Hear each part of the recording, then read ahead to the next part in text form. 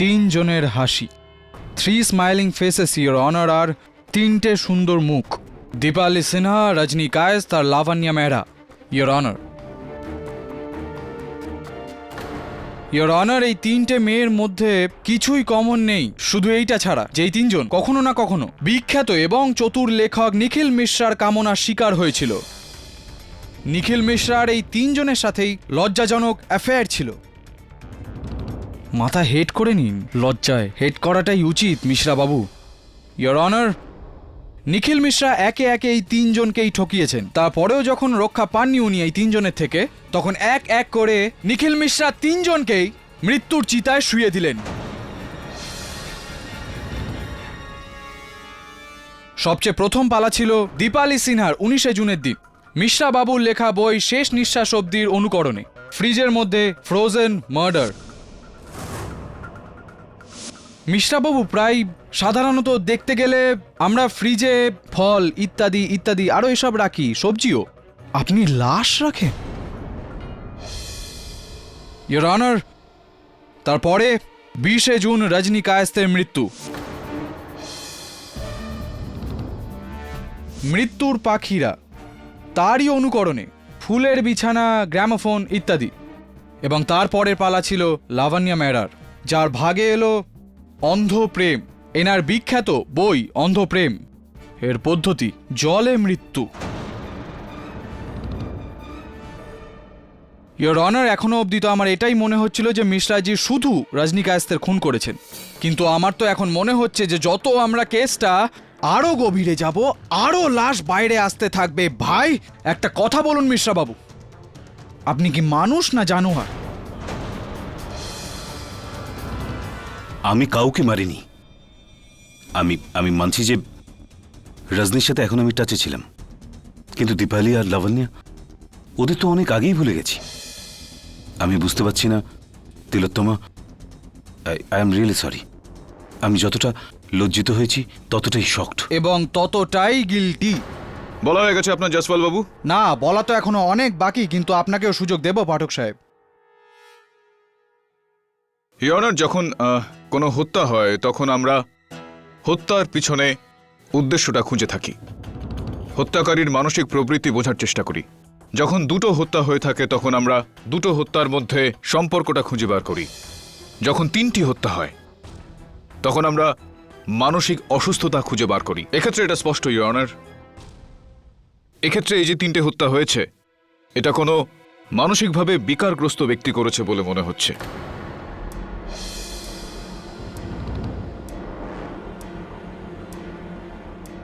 Your honour, আমি আপনার মনোযোগ এই কেসটার দিকে একবার আকৃষ্ট করতে চাইব। 1996-এ Gurjar Singh versus state of Punjab, case number 5413। Gurjar Singh আজ কি শাহিনশাহ ছবিটা দেখে হুবহু একই রকমের পোশাক বানিয়েছিলেন যেরকমটা ওই ছবিতে নায়ক পরেছিল। তারপর রাত্রেবেলা সেই পোশাকটা গায়ে দিয়ে ও 5 জন নিয়োজিত কর্মচারীকে মৃত্যুর পথ দেখালো, একেবারেই সেই পদ্ধতিতে যেরকমভাবে ঠিক ফিল্মটাতে দেখানো হয়েছিল। এই কথা বলে তুমি কি প্রমাণ করতে চাইছো? আমি এটা বলতে চাইছি ইয়োর অনার যে আজকাল সাধারণত ফ্যাক্ট আর ফিকশন, সত্য আর কল্পনার মাঝের ভিত্তিটাকে নড়বড়ে করে দেওয়া হয়।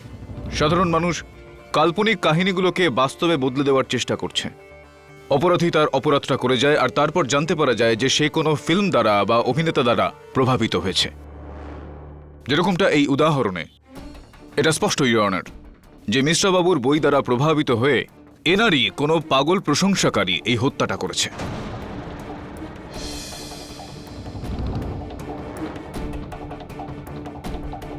বাহ বাহ বাহ বাহ, পাঠক সাহেব, আপনার একটু চরণ ধুলি দেবেন আমাকে।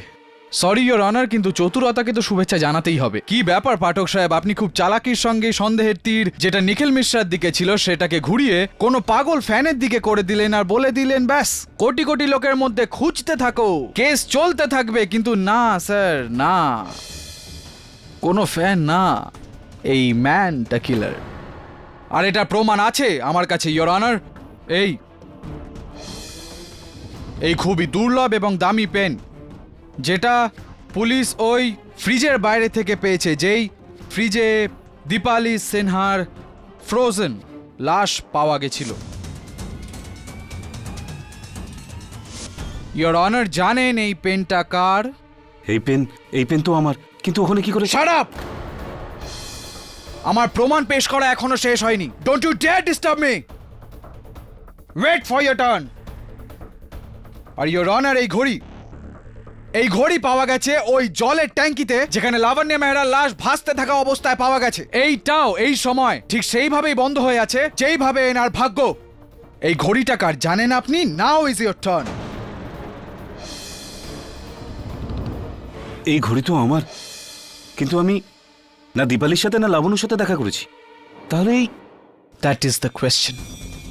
তাহলে এই ঘড়ি আর ওই পেন কি করে পৌঁছলো ওখানে নিজে নিজে হেঁটে? না, এগুলো তো আমি তিলোত্তমাকে। এক্সকিউজ মি, কি হলো মিস্টার বাবু? তিলোত্তমা কি? বলুন মিস্টার বাবু, তিলোত্তমা কি? তিলোত্তমা এই ঘড়ি আর পেন আমাকে গিফট করেছিল। কিছুদিন পরে যখন এটা খারাপ হয়ে গেল তখন সেটাও ফেরত নিয়ে বলল ঠিক করিয়ে দেবে। কিন্তু এটা দীপালি এবং লাবণ্যর কাছে কি করে পৌঁছালো? এই এক মিনিট। স্পষ্টভাবে বলুন যে এই কলমটা আর এই ঘড়িটাকে আপনার কাছে নাকি আপনার স্ত্রী তিলোত্তমার কাছে ছিল? আগে হ্যাঁ, কিন্তু ইয়োর অনার, আমি মিশ্রা বাবুর স্ত্রী তিলোত্তমা মিশ্রাকে কাঠগড়ায় ডাকার জন্য অনুমতি চাইছি। তিলোত্তমা দেবী, খুবই গম্ভীর একটা প্রশ্ন আমি আপনাকে করতে যাচ্ছি, একটু ভেবেচিন্তে তার উত্তরটা দেবেন।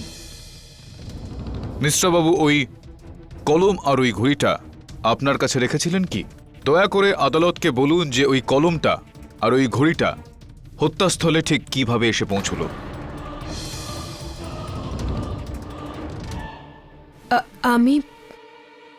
আমি জানি না। জানেন না? ওকে, এক ধাপ পিছিয়ে যাওয়া যাক তাহলে। আদালতকে বলুন যে কি মিশ্রা বাবু ওই ঘড়ি আর ওই কলমটা আপনার কাছে দিয়েছিলেন, ওই দুটো বস্তু আপনার কাছে কি রাখা ছিল? হ্যাঁ, না, আই মিন হ্যাঁ, আমি বলতে চাইছি যে ওই পেন আর ওই ঘড়ি দুটোই আমার ব্যাগ থেকে চুরি হয়ে যায়। চুরি হয়ে গেছিল? ওই দুটো বস্তু চুরি হয়ে গেছিল? তো এই বিষয়টা আপনি মিশ্রা বাবুকে নিশ্চয়ই বলেছিলেন? আগে না। বলেননি?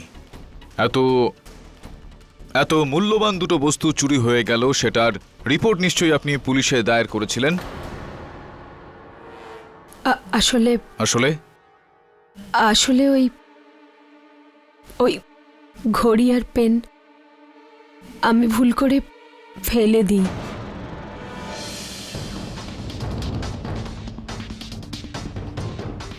মিস মিশ্রা, একটু একটু একটু একটু অসুবিধা হচ্ছে আমার এটা বুঝতে।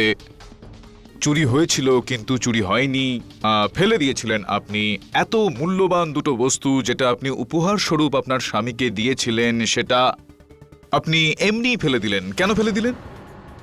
কি কারণ ছিল এটা ফেলে দেওয়ার? কেন ফেলে দিয়েছিলেন আপনি মিসেস মিশ্রা? রাগ করে। রাগের মাথায় ফেলে দিলেন? কেন কেন এতটা রাগ কেন হলো আপনার যে ওই দুটো বস্তু আপনি ফেলে দিলেন? কেন এরকমটা কি করেছিল মিশ্রা বাবু যেই কারণে আপনাকে এই পদক্ষেপটা করতে হলো? মিসেস মিশ্রা, আমি আপনাকে সচেতন করে দিতে চাইবো যে আদালতে আপনার এই চুপ করে থাকাটা আপনার বিরুদ্ধে যেতে পারে। দয়া করে বলুন যে এরকমটা ঠিক কি করেছিলেন মিশ্রা বাবু যেটার কারণে আপনি রেগে যান আর আপনি এই দুই মূল্যবান বস্তু যেটা আপনি মিশ্রা বাবুকে দিয়েছিলেন উপহার স্বরূপ সেটা ফেলে দিলেন।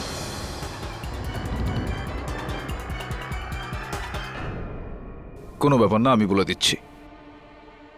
আপনি মিশ্রা বাবু আর রজনীর মধ্যে সম্পর্কটার কথা জানতে পেরে গিয়েছিলেন। শুধুমাত্র এতটাই নয় মিসেস মিশ্রা, লাবণ্য আর দীপালির সঙ্গেও মিস্টার মিশ্রার সম্পর্কের কথা আপনি জানতে পারেন। আগে না, এটা সত্যি না। আমি ওদের ব্যাপারে এখানে এসেই জানতে পারি। মিসেস মিশ্রা, এই কেসটায় আমি ঠিক এই জায়গায় আসতে চাইছিলাম না, কিন্তু দুর্ভাগ্যবশত আপনি আমার জন্য আর কোনো রাস্তা ছাড়লেন না। দেবেন্দ্র সোলাঙ্কি অ্যাসোসিয়েটস, এই নাম তো আপনি শুনেছেন নিশ্চয়ই মিসেস মিশ্রা।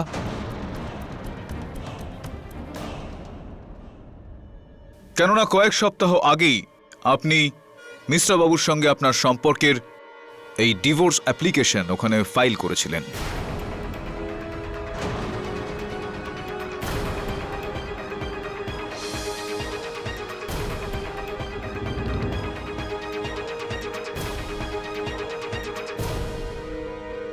করেছিলেন কি না মিসেস মিশ্রা? হ্যাঁ, আমি জেনে গেছিলাম। আমি নিখিলের সত্যিটা জেনে গেছিলাম যে নিখিল আমায় 1 নয় 2 নয় 3 বার ধোকা দিয়েছে। এই জন্য আমি নিখিলকে ভেতরে ভেতরে ঘেন্না করতে শুরু করি।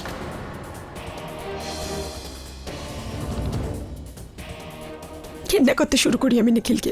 আর এই ঘৃণার কারণে আপনি এরকম সিদ্ধান্তে আসলেন যে আপনি আপনার স্বামীকে এরকম শাস্তি দেবেন যে উনি কখনোই যেটা না ভুলতে পারেন। সাথে সাথে ওই 3 মহিলার সঙ্গেও আপনি আপনার বদলা পূরণ করবেন। আর এই জন্যেই মিশ্রা বাবুর বইয়ের লিখিত বিবরণ অনুযায়ী আপনি ওই 3 মহিলাকে হত্যা করলেন, আর ওই হত্যার দোষারোপে আপনি নিখিল মিশ্রাকে ফাঁসিয়ে দিলেন।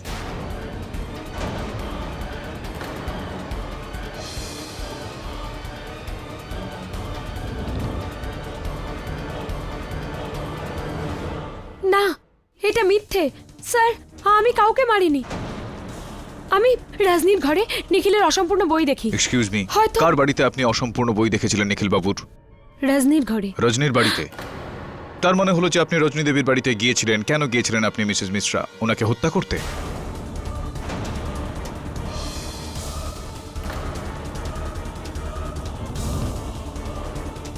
আগে আগে আমি তো শুধু ওর সাথে দেখা করতে যাই, কিন্তু ইওর অনার, আমি মিসেস মিশ্রাকে আর কোনো রকম প্রশ্ন করতে চাই না। The defence রেস্টস। সমস্ত অবস্থার দিকে নজর রেখে আর ডিফেন্স কাউন্সিলের পেশ করা প্রমাণের আধারে এই আদালত এটা বিশ্বাস করে যে রজনী কায়েস, দীপালি সিনহা আর লাবণ্য মেহরার হত্যাতে তিলোত্তমা মিশ্রর হাত আছে।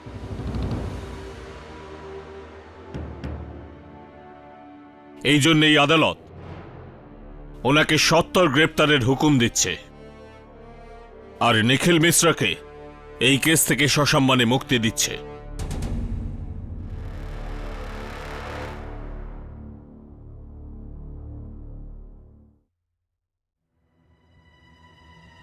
ক্ষমা চাইছি মিশ্র বাবু, আমি জানতাম না যে এই কেসটার পরিণতি এরকমটা হবে।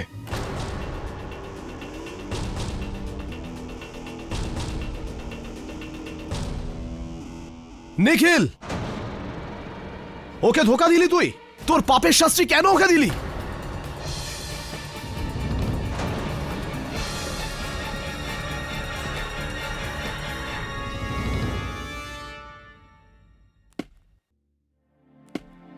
হাউ কুল না, নিখিল মিশ্রা ফ্রি হয়ে গেছে।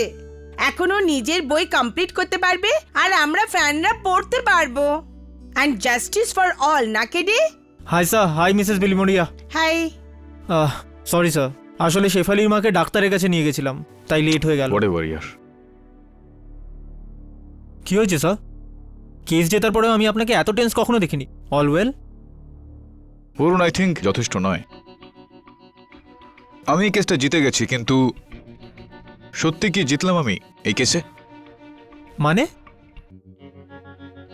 মানে এটা যে এটা মেনে নিচ্ছি যে তিলোত্তমাই প্ল্যান বানালো ওই 3টে হত্যা করার, আর তার অভিযোগে মিশ্রা বাবুকে ফাঁসিয়ে দিল।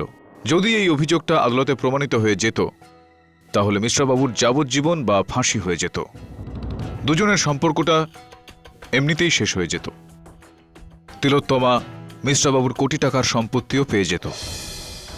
তো তাহলে কেন তিলোত্তমা কয়েক সপ্তাহ আগেই ডাইভোর্সের অ্যাপ্লিকেশন করে? কি প্রয়োজনীয়তা ছিল এরকমটা করার? স্যার, থাকবে কোনো কারণ। স্যার, এমনিতেও আজ পর্যন্ত মেয়েদের কেই বা বুঝতে পেরেছে। স্যার, শেফালিকে তো আমি আজ অবধি। কিন্তু আমি আমার ওয়াইফকে চিনি। লোক যাই বলুক না কেন, তিলোত্তমা আমাকে যতটাই খারাপ ভাবুক না কেন, কিন্তু আমি এটা জানি যে ও একেবারেই নির্দোষ। আমি আপনার কথার সঙ্গে সহমত মিশ্রবাবু, বসুন না। আমি 10 বছর ধরে তিলোত্তমার সাথে আছি। এতটুকু তো জানি যে ও কারোর প্রাণ নিতে পারে না। দুর্ভাগ্যবশত মিশ্রবাবু আপনার এই কথাটা বলা যথেষ্ট নয়। এই জন্যই তো আমি তোমার কাছে এসেছি কেডি। 3 সপ্তাহ আগে আমার ওয়াইফ আমার কেস নিয়ে এসেছিল, আর আজ আমি আমার ওয়াইফের কেস নিয়ে এসেছি। তুমি কি তিলোত্তমার জন্য লড়বে? অফকোর্স। পাগল হয়ে গেছে তুমি নিখিল, কেস লড়বে? আরে ভুলে যাও ওই তিলোত্তমাকে, ও ক্লিয়ারলি তোমাকে ফাঁসানোর চেষ্টা করেছে। তোমার তো ধন্যবাদ জানানো উচিত যে ওই কেডি পাঠকের জন্য তুমি একটা নতুন জীবন পেয়েছো। পুরো মনটা নিজের বুকের উপর রাখো, বুক লেখার উপর রাখো, পুরো ফোকাস রাখো। তুমি জানো নিখিল যে আমরা ডেড লাইনের থেকে 2 মাস পিছিয়ে চলছি। স্যার, আমার লাইফে এত বড় প্রবলেম চলছে, আমার স্ত্রীর উপর খুনের মামলা, আর আপনার ডেডলাইন নিয়ে চিন্তা? আরে কিসের প্রবলেম ভাই, সমস্ত প্রবলেম শেষ হয়ে গেছে। এখন জানি না এক তুমিই আছো যে কোথা থেকে এক নতুন প্রবলেম শুরু করছো। Concentrate, write the book. Sorry sir, যতক্ষণ না তিলোত্তমার উপর থেকে সব দোষ না সরছে আমি আর লিখতে পারবো না। পাগল হয়ে গেছো নাকি? তুমি জানো না কতটা টাকা আমি এর পেছনে ইনভেস্ট করে রেখেছি? স্যার, যদি এমনটাই হয় তো আপনার অ্যাডভান্স আপনাকে আমি ফেরত দিয়ে দিচ্ছি। হোয়াট? আমার টাকা আমারই মুখে ছুঁড়ে মারবে তুমি? কবে থেকে এত বড় হয়ে গেছো তুমি? হ্যাঁ, মনে রেখো নিখিল, আমি তোমাকে বানিয়েছি, এইভাবে তোমাকে ফেলবো, এইভাবে। আই এম সরি স্যার, খারাপ হওয়ার বাকি বা আছে কি?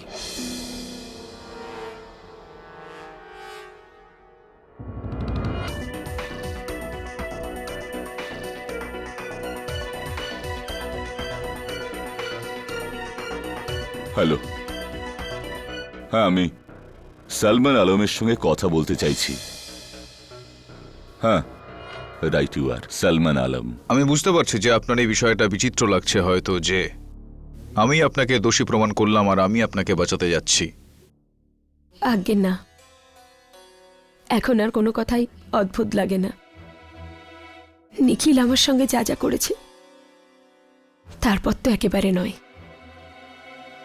হ্যাঁ, কিন্তু একটা কথা অবশ্যই অদ্ভুত লাগে, যে যে আমি এটা ভাবলাম কি করে যে নিখিল এই পৃথিবীতে সবচেয়ে বেশি আমায় ভালোবাসে। আমি আজও তোমাকে সবচেয়ে বেশি ভালোবাসি।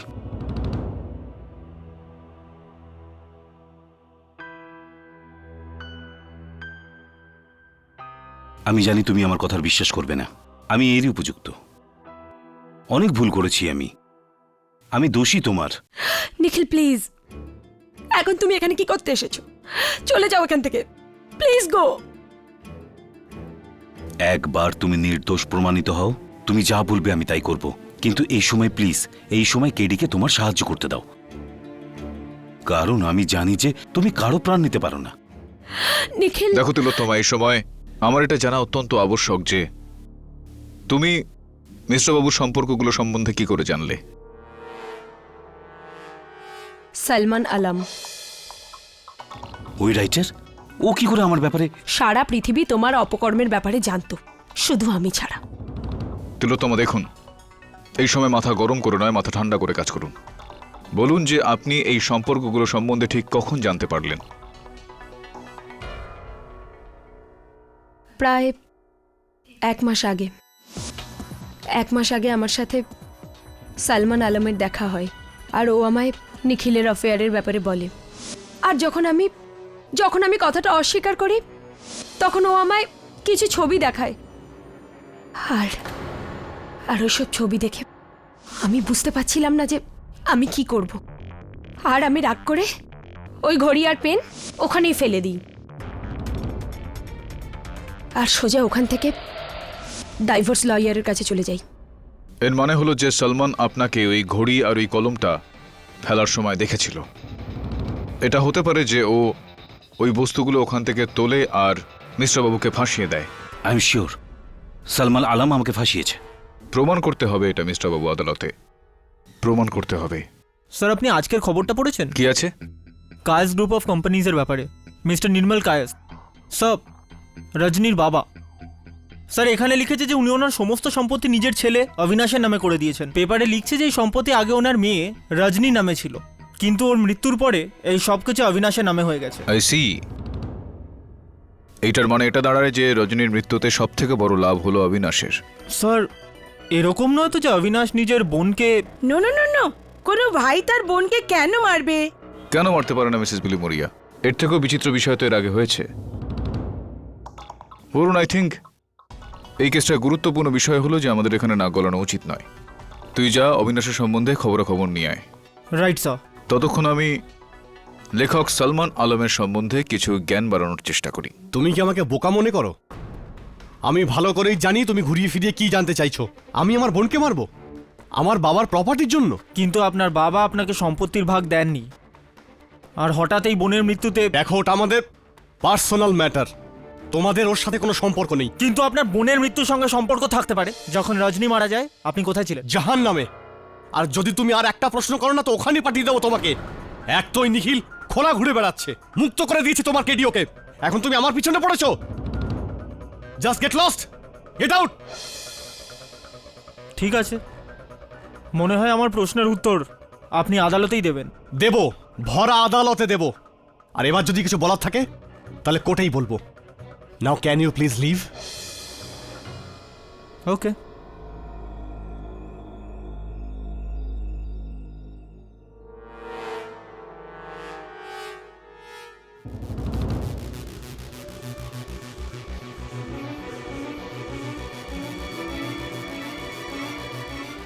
উনিশ, 20 আর 21 তারিখে আমি এখানে ছিলামই না।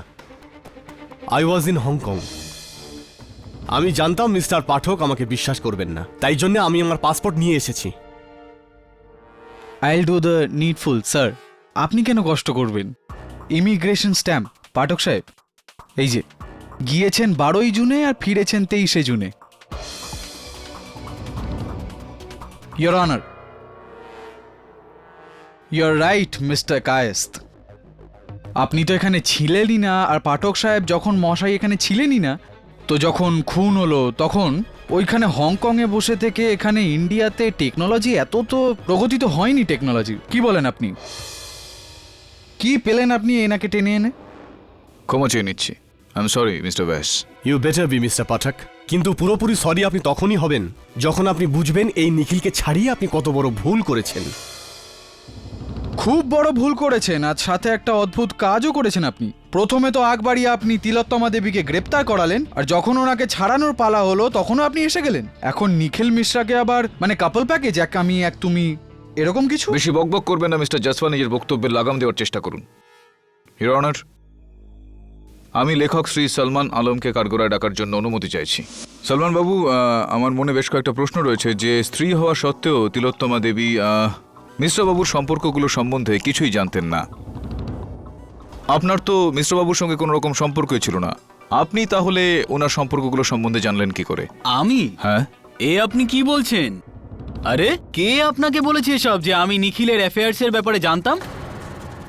আমাকে তিলোত্তমা দেবী বলেছেন। আরে উনি মিথ্যা কথা বলছেন।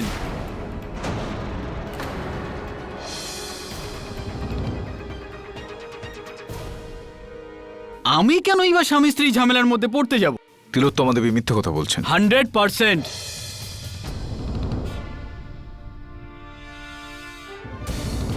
ইওর অনার, সৌভাগ্যবশত সলমান বাবু আর তিলোত্তমা দেবীর মধ্যে যে কথাবার্তা হয়েছিল, নিজের ফোনে তিলোত্তমা দেবী সেগুলো রেকর্ডিং করেছিলেন। আমার বিশ্বাস যে এগুলো শোনার পর সলমান বাবু স্যার আপনি কি বলছেন? দেখুন, আমি মানছি, আমি স্বীকার করছি যে তিলোত্তমা দেবীকে নিখিলের চক্করের ব্যাপারে আমিই বলেছিলাম।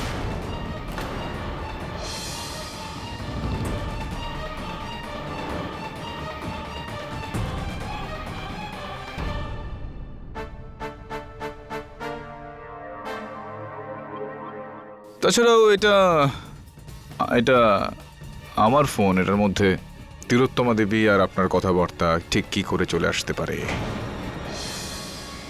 এইটা বলুন যে আপনি কি তিলোত্তমা দেবীকে মেহেরের সম্পর্কে সম্বন্ধে বলেছিলেন? দেখুন, এটা স্বামী স্ত্রীর নিজস্ব সম্পর্কের মধ্যে তাদের ভাগ্নি কেন নাক গলাবেন? এর কি কারণ ছিল এটার পেছনে? স্যার, আমি ভেবেছিলাম যে এরকম করলে নিখিল আর তিলোত্তমার মধ্যে দূরত্ব তৈরি হবে।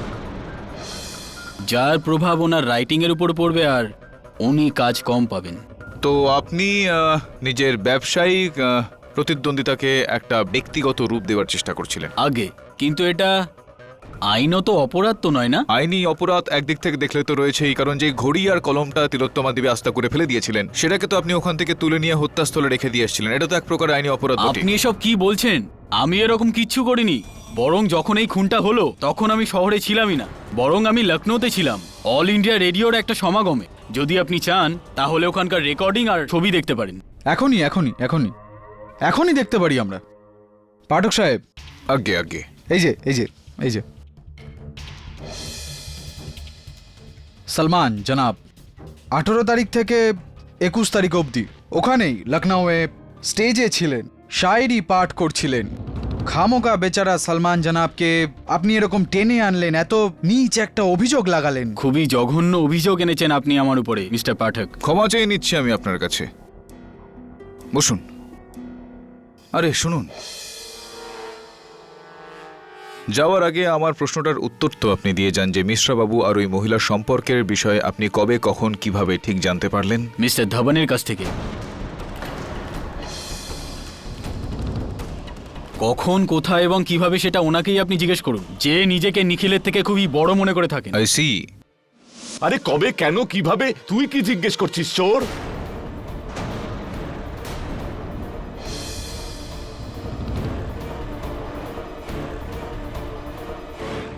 আমি কি করে জানবো আমার অফিস থেকে ছবি চুরি করে তুই এরকম জঘন্য কাণ্ড করবি? চোর, চোর এই লোকটা। ও যাই হোক মিস্টার ধবন, আপনি বলুন যে আপনি কি ব্ল্যাকমেইলার, ফটোগ্রাফার? ওই ছবিটা আপনার কাছে ঠিক এলো কিভাবে? করতে হয় উকিল সাহেব, করতে হয়। নিজের প্রতিদ্বন্দ্বীদের জোরের জায়গা আর দুর্বলতাগুলো একজন ভালো বিজনেসম্যানকে জানতেই হবে। যে যে মহিলাদের সঙ্গে নিখিলের অ্যাফেয়ার্স হয়েছে আমি সবাইকে চিনি। ওই রজনী, দীপালি, লাবণ্য সবাইকে চিনি আমি। এই জন্য আমি একজন ডিটেকটিভকে হায়ার করে সমস্ত ছবিগুলো কবজা করেছিলাম, যাতে নিখিল যদি আমাকে কোনোদিন ছেড়ে যাবার কথা বলে কিংবা টাকা বাড়ানোর কথা বলে তাহলে ওকে কাবু করব শেষমেশ এই ছবিগুলোকে দেখিয়ে। ধবন স্যার, আপনি এত নিচেও নামতে পারেন? অর্ডার অর্ডার, আপনি বসুন প্লিজ। মিস্টার ধবন, মিশ্রা বাবুর মহিলাদের সঙ্গে বেশ কিছু ছবি আপনার কাছে ছিল। মিশ্রা বাবুর সমস্ত উপন্যাসের খবরাখবর আপনার কাছে ছিল। এবার আমি এটা জানতে চাই যে 19 থেকে 21 জুন আপনি কোথায় ছিলেন? ও মা, আমি তাহলে এখন খুনি আমি নাকি? সেটা আপনার উত্তরের উপর নির্ভর করছে। আমি সিটি হসপিটালের ডিলাক্স ওয়ার্ডের রুম নাম্বার 227-এ ছিলাম। কি করছিলেন আপনি 227-এ? রুম নাম্বার 227-এ, যেখানে 18 জুন থেকে 22 জুন পর্যন্ত আমি অ্যাডমিট ছিলাম কিডনি স্টোনের অপারেশনের জন্য। এই কয়েকটা দিন, 5 দিন কিডনি স্টোনের অপারেশনের জন্য একটু বেশি সময় নয়? আপনার যদি কোনো সন্দেহ হয়ে থাকে তাহলে হসপিটালের রেকর্ড চেক করে নিতে পারেন। হসপিটালের সব রেকর্ডস আমি এখানে পেশ করতে পারি এখন এই মুহূর্তে। সব প্রমাণ আছে আমার কাছে এই মুহূর্তে পাঠক সাহেব। প্রমাণের শপিং মল ভেবে নিন ওকে পাঠক সাহেব। চেক করে নিন 18 তারিখ থেকে 22 তারিখ অবধি 5 দিন হসপিটালে ছিলেন, সেই রুমেই সেই বেডেই শুয়ে শুয়ে উনি খুন করতে পারেন না। তার মানে আপনার তৃতীয় লক্ষ্যটাও আপনার লক্ষ্যভ্রষ্ট হলো। হ্যাটট্রিক। মনে হয় আপনার কামানগুলো খালি হয়ে গেছে, আর তীর বেঁচে নেই। দুঃখ হচ্ছে আপনার জন্য।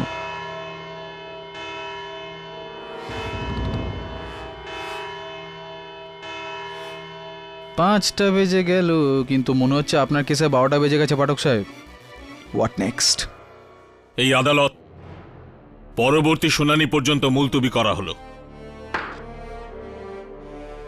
কেডি স্যার 3 জনের ওপরে সন্দেহ, আর 3 জনের কাছেই খুনি না হওয়ার যথেষ্ট প্রমাণ আছে। সলমান লখনৌয়ে ছিল, অবিনাশ হংকংয়ে ছিল, আর ধাওয়ান মুম্বাইয়ের হসপিটালে ছিল। স্যার, এই জন্য আমার মনে হয় যে খুনি এই চতুর্থ ব্যক্তি। গুলশন ত্রিপাঠী। হ্যাঁ sir, and I am very sure Gulshan Tripathi sir. Sir কারণ গুলশন ত্রিপাঠী নিখিলের স্ত্রী তিলোত্তমার খুব ক্লোজ।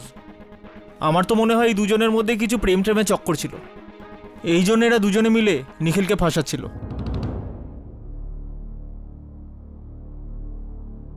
না বরুণ, আমার সন্দেহ এখনো এই তিনজনের উপর রয়েছে। বেশ কয়েকটা প্রশ্ন রয়েছে যার উত্তর নেই এখনো। কবে, কেন, কোথায়, কিভাবে, কেন নিখিলকে ফাঁসানো হলো? আর যদি সলমান লখনৌয়ে থাকে আর অবিনাশ হংকংয়ে, তো কবে আর কিভাবে মুম্বাই এলো?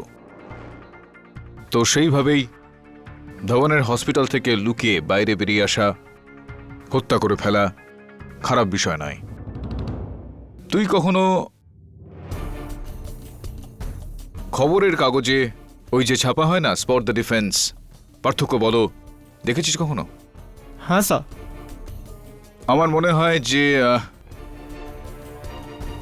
যে ছবিটা আমরা দেখতে পাচ্ছি সেইটার পিছনে আসল ছবিটা লুকিয়ে রয়েছে। পুলিশকে চমকে দেওয়ার জন্য ওই বিষয়গুলো করছে। স্যার আমি কিছু বুঝতে পারছি না, what are you talking about?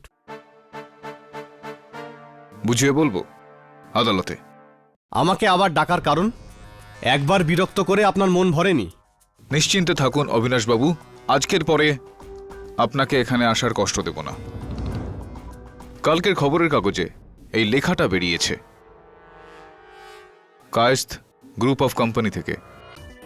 এখানে আপনি আর আপনার বোন, স্বর্গীয় বোন রজনীর মধ্যে যেই বিবাদ চলছিল সম্পত্তিকে কেন্দ্র করে, সেইটার বিষয়ে লেখা হয়েছে। লেখা হয়েছে যে আপনাকে ওই সম্পত্তি থেকে বেদখল করা হয়েছিল। খবরের কাগজে আর কি মিস্টার পাঠক, উল্টো পাল্টা তো লিখতেই থাকে। I denied. Of course you denied. Mister Abinash Kayasth, আপনি কি এই বিষয়টাও অস্বীকার করেন যে কয়েক বছর ধরে আপনি গম্ভীর একটা শোচনীয় অবস্থার মধ্যে দিয়ে যাচ্ছিলেন? যদি না আপনার বোনের মৃত্যু হতো তাহলে আপনার বাবার সম্পত্তি থেকে আপনি কানা কুড়িও পেতেন না। তাহলে আমার বাবার সম্পত্তির জন্য আমি আমার বোনকে খুন করেছি? আগে হ্যাঁ, আর সাথে দীপালি আর লাভান্যাকেও মেরে দিলেন যাতে ওদের সম্পত্তিও আপনার নামে হয়ে যায়। You right mister Jaiswal. On the contrary, to please you this time I am wrong. উনি ওই দুই মহিলাকে চিনতেনই না, তার মানে বিনা কারণে দুটো murder. This time you are wrong. উদ্দেশ্যহীনভাবে না, উদ্দেশ্য ছিল। উদ্দেশ্য এটাই ছিল যে পুলিশের সন্দেহটা মিস্টার বাবুর ওপরেই থাকে। আপনি যা খুশি বলতে পারেন মিস্টার পাঠক। যতই সাক্ষী দাঁড় করান আমার বিরুদ্ধে যে আমি সবাইকে মেরেছি, আমি তো তখনই কাউকে মারতাম যদি আমি ইন্ডিয়ায় থাকতাম, যখন সারা পৃথিবী জানে যে আমি এখানে না, হংকংয়ে ছিলাম। দেখুন দেখুন, এবার বলবেন এই পাসপোর্টটাও নকল, এতে লাগানো ইমিগ্রেশন স্ট্যাম্পও নকল। প্লিজ, যদি আপনি চান তো কোনো এক্সপার্টকে ডেকে দেখাতে পারেন। Please go on.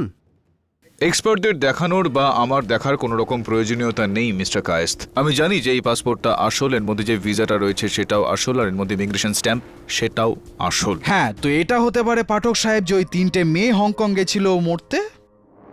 না মিস্টার জয়সওয়াল, হত্যাটা এখানেই হয়েছে, মুম্বাইতে। আচ্ছা, হাউ ইজ ইট পসিবল? বুঝতে পারছি না।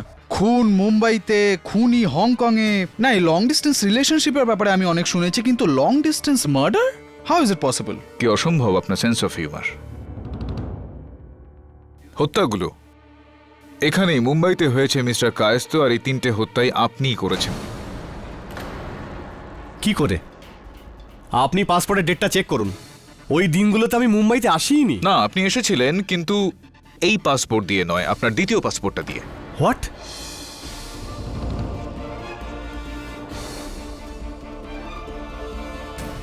আচ্ছা আচ্ছা আচ্ছা আচ্ছা আচ্ছা, দ্বিতীয় পাসপোর্ট।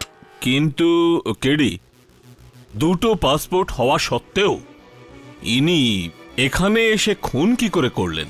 উনি তো হংকংয়ে ছিলেন। ভেরি সিম্পল ইওর অনার, সবার আগে নিজের আসল পাসপোর্টটার প্রয়োগ করে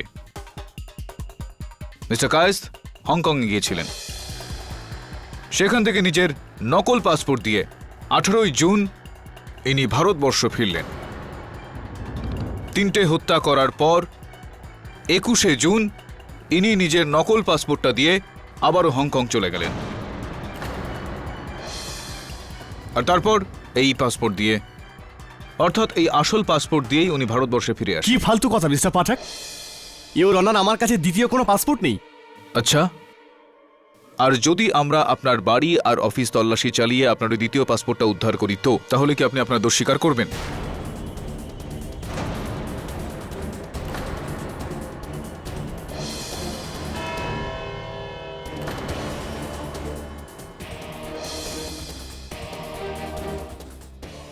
the court will now break for lunch. আধ ঘন্টা পরে আবার আমরা এখানে আসব। The court is অ্যাডজর্ন।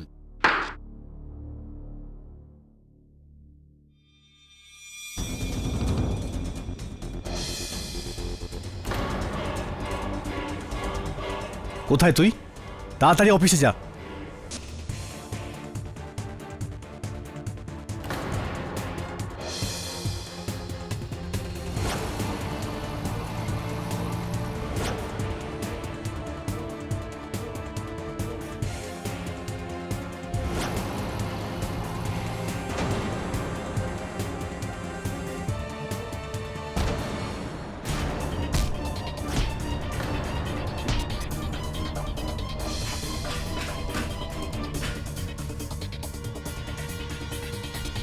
Your honour, আমি ধন্যবাদ দিতে চাইবো আমার সহায়ক বরুণকে, কেননা যদি এই পাসপোর্টটা আর একটু বেশি পুড়ে যেত, মিস্টার অবিনাশ কায়েস্তর নকল নাম, ভিসাস, ইমিগ্রেশন স্ট্যাম্পস ইত্যাদি ইত্যাদি সব কিছু পুড়ে যেত, সাথে এই গুরুত্বপূর্ণ কাগজও। Your honour, entry into India 18th June, entry back into Hong Kong 21st June.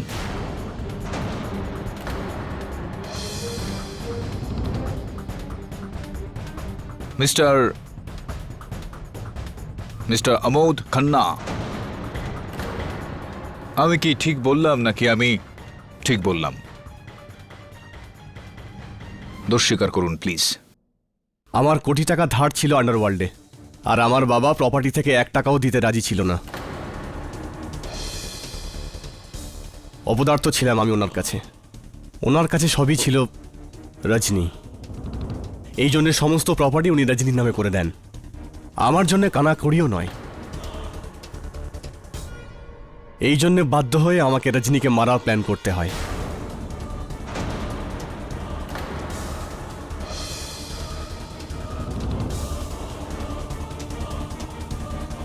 যাতে ওর পরে সমস্ত প্রপার্টি আমার নামে হয়ে যায়। তো এটা স্পষ্ট যে আপনি মিশ্রা বাবু আর রজনীর মধ্যে সম্পর্কটার কথা জানতে পেরে যান। হ্যাঁ, আমি জানতাম।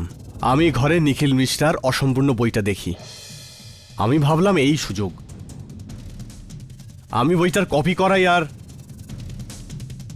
যেরকম ওই বইয়ে লেখা ছিল হুবহু ওই রকম ভাবেই আমি রজনীকে মারি।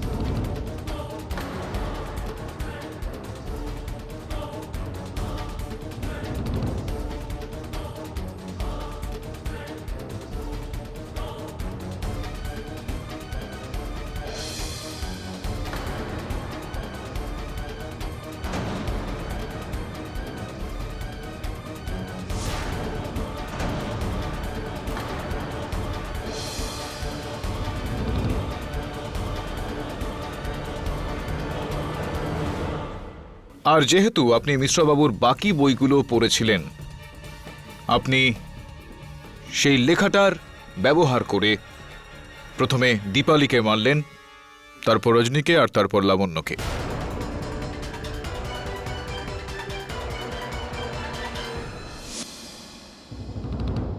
আজ নয়তো কাল ওদের লাশ পাওয়াই যেত। আমি চেয়েছিলাম রজনীর মৃত্যু ওদের সাথে জড়িয়ে যাক, আর সন্দেহটা নিখিলের উপরে পড়ে। আমি নিখিলের কোনো জিনিস খুঁজতে ওর বাড়ির দিকেই যাচ্ছিলাম, তখনই আমি ওর বউকে পেন আর ঘড়ি ফেলতে দেখি।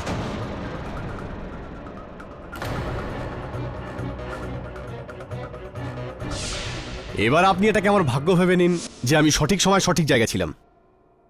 এই খুন নিখিল আর ও স্ত্রী করেনি, না কোনো লেখক না কোনো ফ্যান। এই সমস্ত খুন আমিই করেছি, ইওর অনার। কি বলবো আমি মিস্টার কায়েস্ত, আপনার এই বুদ্ধিভ্রম না ঘটলে, একটু সুকর্ম যদি আপনি করতেন, তো সম্ভবত আপনার বাবার সম্পত্তির ভাগীদার হতেন আপনি, আর ওই 3 নির্দোষ মহিলা আজকে বেঁচে থাকতেন। The defence finally রেস্টস your honour. এই আদালত অবিনাশ কায়েস্তকে রজনী কায়েস্ত, দীপালি সিনহা আর লাবণ্য মেহরার খুনের অপরাধী মনে করে একে সত্বর গ্রেপ্তারের হুকুম দিচ্ছে, আর তিলোত্তমা মিশ্রকে এই 3টে খুনের অভিযোগ থেকে সসম্মানে মুক্তি দিচ্ছে। The case is closed.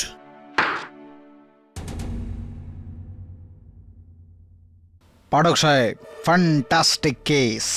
আমি বলি কি, এই কেসটার ওপর আপনি একটা বই লিখুন, আদালতের অন্তিম অধ্যায় সুপারহিট। না না, আপনি লিখতে না চাইলে আমি লিখে দেবো, ক্রেডিট দেবো মিস্টার আপনাকে। জয়সওয়াল, আমি বুঝতে পারছি না যে আমি এই সময় আপনাকে ঠিক কি বলবো, তো চুপ করেই থাকছি।